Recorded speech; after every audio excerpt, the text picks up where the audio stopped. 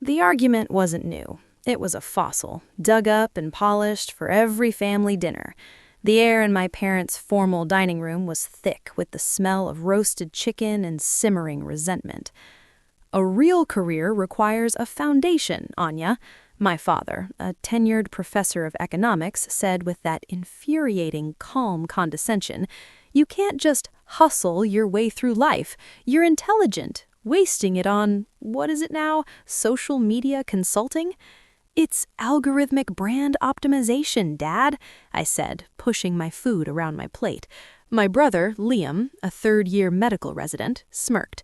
My mother, a retired principal, shook her head with a sigh.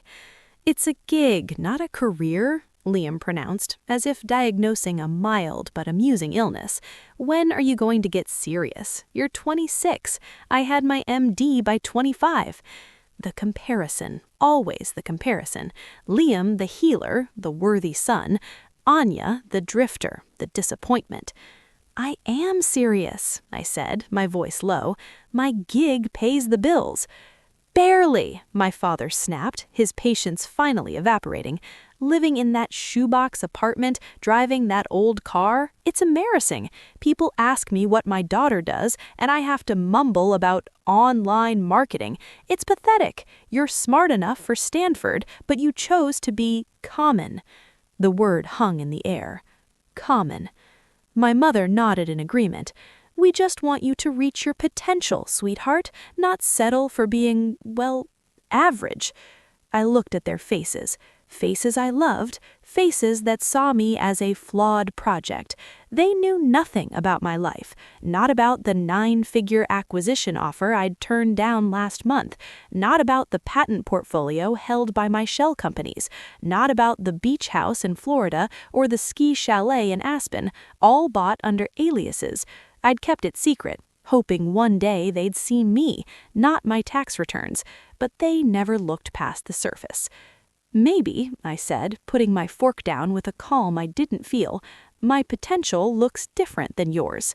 Your potential is being wasted, my father roared, standing up so fast his chair screeched. You are throwing your life away. You are a smart girl acting like trash. The word was a slap. Trash? I whispered. Yes. Trash. Low-aiming, low-achieving trash. Squandering your gifts. I will not have it under my roof. If you want to live like garbage, go do it somewhere else. Get out. The finality in his voice shattered the last fragile thread of hope. My mother looked down at her plate. Liam studied his nails. I didn't cry. I didn't shout. A strange, cold clarity washed over me. I stood, my movements slow and deliberate. Okay, I said. My voice was flat, dead. You're right, I don't belong here. I walked out of the dining room, up the stairs to my old childhood bedroom, a shrine to the daughter they'd wanted, full of science fair ribbons and SAT prep books. I took only 3 things: a photo of my grandmother, my encrypted backup drive, and the first motherboard I'd ever built, which they called a useless hobby.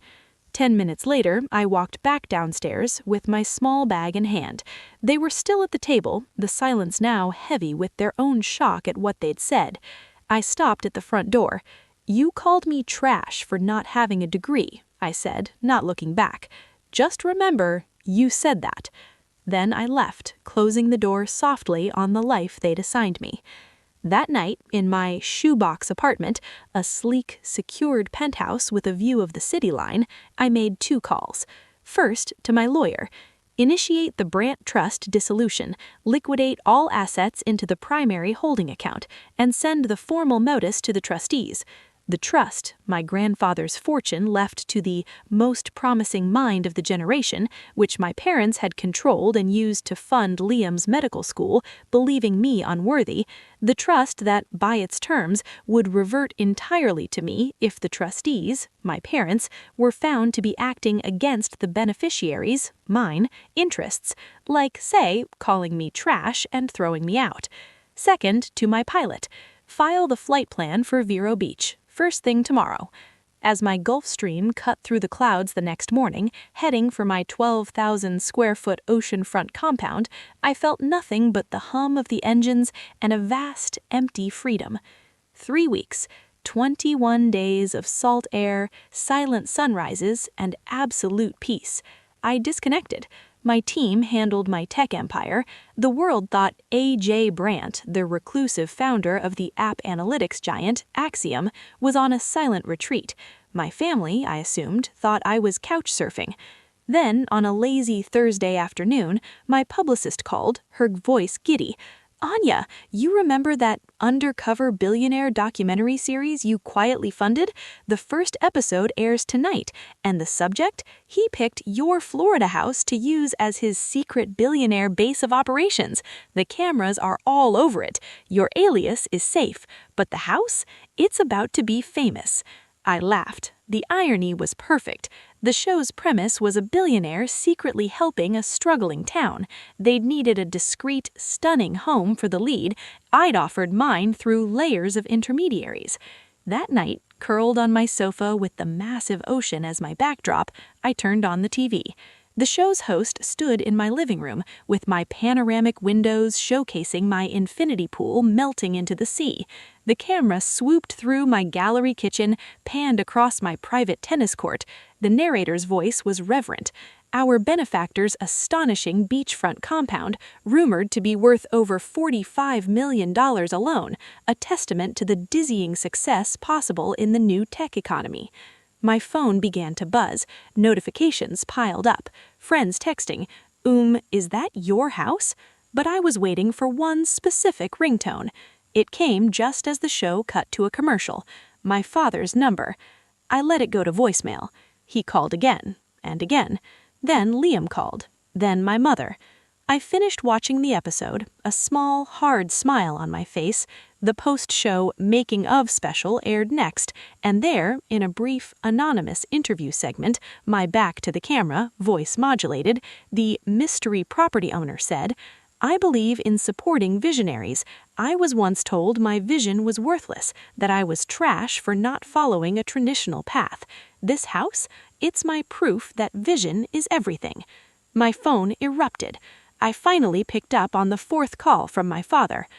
"Anya," his voice was a rasp, a broken thing. "The TV, that house? That was you? The voice? The trust dissolution papers came today? What have you done?" I could hear my mother sobbing in the background. "I've been living like trash, Dad," I said softly, the ocean waves crashing in the background, audible through the line. "Only my trash happens to have an ocean view and a 9-figure price tag. Funny how that works." "90 million?" he whispered, the number a death knell to his entire worldview. "At last count," I said. "The trust money you used for Liam, consider it a gift. I don't need it. But the apology you owe me, that's not optional, and it's not something you can buy with a degree." I hung up, powered down my phone, and walked out onto my deck. The moon was a silver coin on the black water. The trash had taken itself out, and from the curb, the view was absolutely priceless.